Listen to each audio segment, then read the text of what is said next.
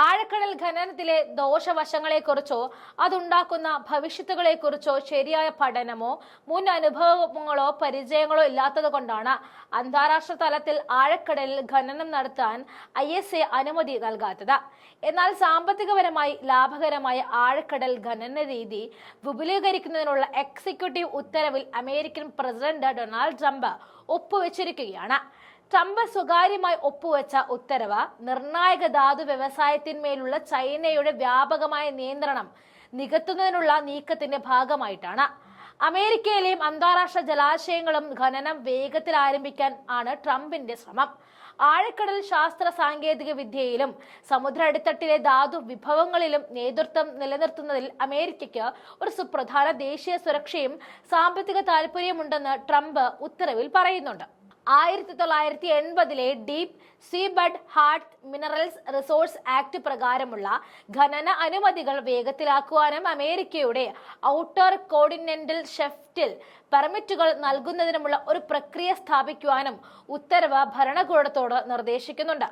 ദേശീയ അധികാര പരിധിക്ക് പുറത്തുള്ള പ്രദേശങ്ങളിലെ കടൽത്തീര ഖനന അനുമതികൾ വേഗത്തിൽ പുനഃപരിശോധിക്കണമെന്നും ഉത്തരവിലുണ്ട്. ഇത് അന്താരാഷ്ട്ര സമൂഹവുമായി സംഘർഷത്തിന് കാരണമാകാൻ സാധ്യതയുണ്ട്.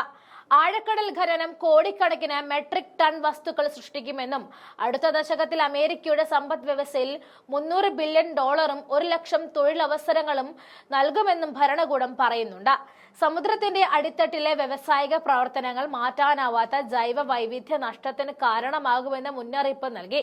എല്ലാ ആഴക്കടൽ ഖനന പ്രവർത്തനങ്ങളും നിരോധിക്കണമെന്നാണ് പരിസ്ഥിതി സംഘടനകളുടെ ആവശ്യം. എന്നാൽ മനുഷ്യരാശിയുടെ പൊതു പൈതൃകം നശിപ്പിക്കുവാനും കോർപ്പറേറ്റ് ലാഭത്തിനായി ആഴക്കടൽ ഖനനം ചെയ്യുവാനും ഒരു വ്യവസായത്തെയും ഏകപക്ഷീയമായി അനുവദിക്കാൻ അമേരിക്കൻ സർക്കാരിന് അവകാശമില്ല എന്നാണ് അവർ പറയുന്നത്. 4000 മുതൽ 6000 മീറ്റർ വരെ ആഴത്തിൽ നിന്നുമുള്ള പോളിമെറ്റാലിക് നൊഡ്യൂളുകൾ പോലെയുള്ള വിഭവങ്ങളാണ് ആഴക്കടൽ ഖനനം ലക്ഷ്യമിടുന്നത്. പ്രതിരോധം, ബഹിരാകാശം, ഊർജം, സാങ്കേതിക വ്യവസായങ്ങൾ എന്നിവ ഉപയോഗിക്കുന്ന മാംഗനീസ്, ഇരുമ്പ്, കൊബോൾട്ട്, ചെമ്പ്, നിക്കൽ തുടങ്ങിയ നിർണായക വസ്തുക്കൾ നൊഡ്യൂളുകളിൽ അടങ്ങിയിരിക്കുന്നു. അമേരിക്കയുടെ ഏറ്റവും വലിയ വ്യാപാര പങ്കാളികളിൽ ഒന്നായ ചൈനയും വ്യവസായം അമിതമായി ആശ്രയിക്കുന്നത് കൊണ്ട് തന്നെ നിർണായക ധാതുക്കളിലേക്കുള്ള പ്രവേശനം കൂടുതൽ രാഷ്ട്രീയവൽക്കരിക്കപ്പെടുകയായിരുന്നു. ദേശീയാധികാര പരിധിക്ക് പുറത്തുള്ള പ്രദേശങ്ങളിൽ സമുദ്ര ധാതു പരിവേഷണ ലൈസൻസുകളും വാണിജ്യവും വീണ്ടെടുക്കൽ പെർമിറ്റുകളും അവലോകനം ചെയ്യുന്നതിലും നൽകുന്നതിനുമുള്ള പ്രക്രിയ വേഗത്തിലാക്കുവാൻ ട്രംപിന്റെ എക്സിക്യൂട്ടീവ് ഉത്തരവ് വാണിജ്യ സെക്രട്ടറിക്ക് 60 ദിവസത്തെ സമയമാണ് നൽകുന്നത്. കടലിന്റെ അടിത്തട്ട് ഇപ്പോഴും താരതമ്യേന പരിവേഷം ചെയ്യപ്പെടാത്ത ഒരു മേഖലയാണ്. ആ ആഴക്കടൽ ഖനനത്തിന്റെ ആഘാതങ്ങളെ കുറിച്ചോ അതുകൊണ്ടുണ്ടാകുന്ന പാരിസ്ഥിതിക, സാമൂഹിക, ആരോഗ്യ പ്രശ്നങ്ങളെ കുറിച്ചോ ഗൗരവമായ പഠനങ്ങൾ നടന്നിട്ടില്ല. ഐക്യരാഷ്ട്രസഭയോ ഐക്യരാഷ്ട്രസഭയുടെ ഇന്റർനാഷണൽ സീബഡ് അതോറിറ്റിയോ അന്താരാഷ്ട്ര ആഴക്കടൽ ഖനനത്തിനുള്ള അനുമതി നൽകിയിട്ടുമില്ല. ആഴക്കടൽ ഖനനത്തിൽ ഉപയോഗിക്കുന്ന കൂറ്റൻ യന്ത്രങ്ങളും അതിൽ നിന്നും പുറന്തള്ളുന്ന മാലിന്യവും ജൈവ വൈവിധ്യത്തെ നശിപ്പിക്കും. വർഷങ്ങളായി ബാഹ്യ ഇടപെടലുകൾ ഇല്ലാതെ തുടരുന്ന ആവാസ വ്യവസ്ഥയിലേക്കുള്ള കടന്നുകയറ്റം സൂക്ഷ്മജീവികളെയും സസ്യങ്ങളെയും മത്സ്യങ്ങളെയും മാത്രമല്ല കടലിലെ തിമിംഗലം പോലെയുള്ള വലിപ്പമേറിയ ജീവികളുടെയും നിലനിൽപ്പിനെ പ്രതികൂലമായി ബാധിക്കും.